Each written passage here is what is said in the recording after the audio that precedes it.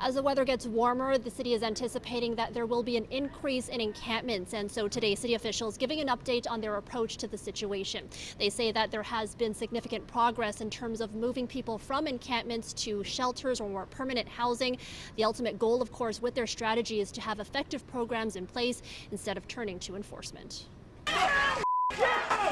Scenes of chaos and intense physical confrontations in the summer of 2021. It's a memory burned into the minds of Torontonians and a dangerous situation that the city says it doesn't want repeated. The approach here is not to start with enforcement and not even to prioritize enforcement. Instead, the focus, the city says, is on putting people first. Today, releasing an update to its encampment strategy. In it, a number of recommendations, including expanding an outreach model used at Dufferin Grove and Allen Gardens, which it says has so far been successful. At Allen Gardens, as of May 17th, 97 people have moved from that park into housing with supports. Another 320 people have been referred into the shelter system.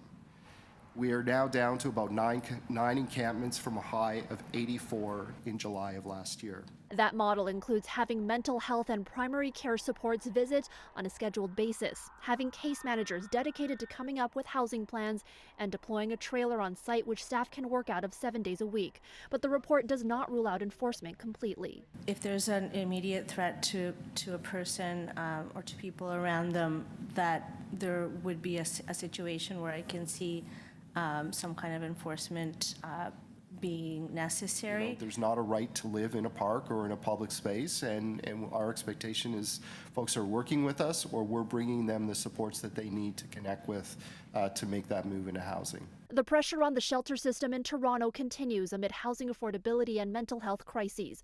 On top of that, the city says it's currently sheltering about 6,400 refugee claimants in and out of the shelter system, with more continuing to arrive.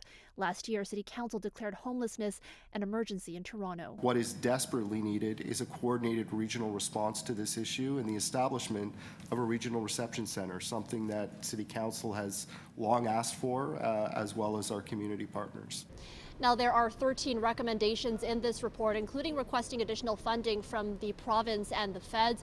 It will go to the Economic and Community Development Committee next week before it heads to Council at the end of June. At City Hall, Erica Natividad, City News.